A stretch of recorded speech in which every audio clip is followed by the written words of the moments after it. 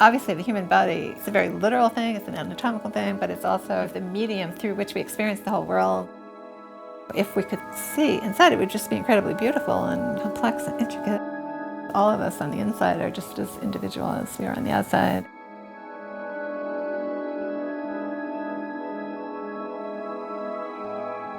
I had scoliosis surgery when I was 13 years old, and that involved having to be in a big plaster cast for a year.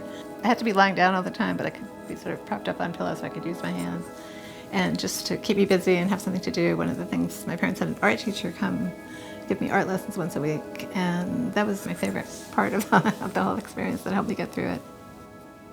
As an adult, when I started having problems with my scoliosis again, that's when I first started just tracing my own x-rays to try to get an understanding of what was going on. Then eventually getting frustrated with just having always the one point of view and wishing that I had something more three-dimensional. It took me a few years. I finally found Dr. Andrew Litt at NYU Medical Center. You know, it was wonderful. They allowed me to come in for years after that to work with the technician on the computer, and I could look at my scan, move it around, and try to match it up to these different poses, print them out for me on little pieces of x-ray film, and I would bring them back in the studio and trace those.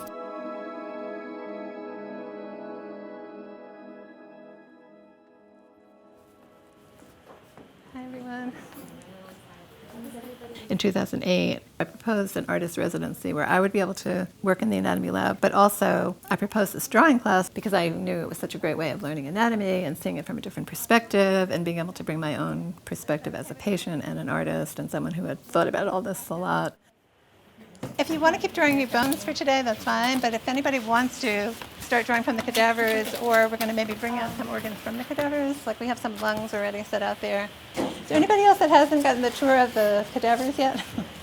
You can do that now. Do you want to join us for that? The first year med students have already dissected, as you can see, a lot of it. And they usually start with the thorax, actually, and the abdominal cavity. And this is actually beautiful. Brachial plexus here, if anyone wants to draw that. All these nerves and arteries that come down from the spinal cord down into the arm. You have to recognize they don't look that beautiful at first glance, to put it mildly, but the structures are actually incredibly beautiful. So that's detached now? Can we bring it out? Oh, I didn't detach it, but I can. Yeah, it's pretty easy to just snip it. Should I bring the heart out? Yeah, bring the heart out there, unless you want to stay in here. And then let me get you an easel. Anyone at the NYU Langone Medical Center can take these classes also. So we have doctors and nurses and scientists and support staff, all kinds of people from the medical center sitting side by side with med students. You know, the only criteria is drawing, and in fact, you know, it's open to any level of drawing skill.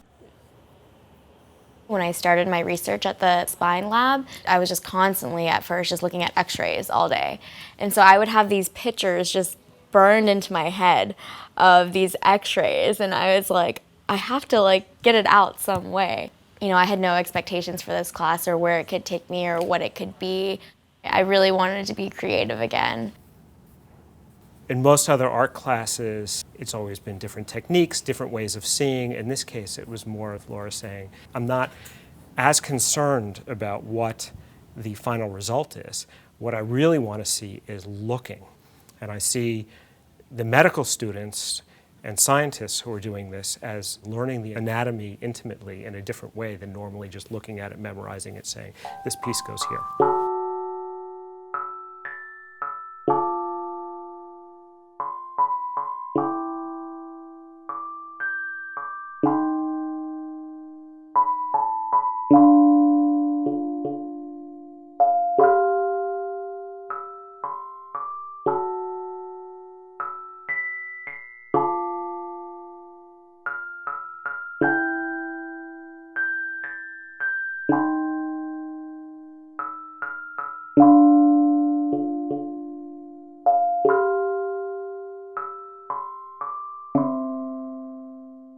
So much about their education is like, it's either right or it's wrong, and you have to get it right, and you know, all day long, day after day, that's the focus.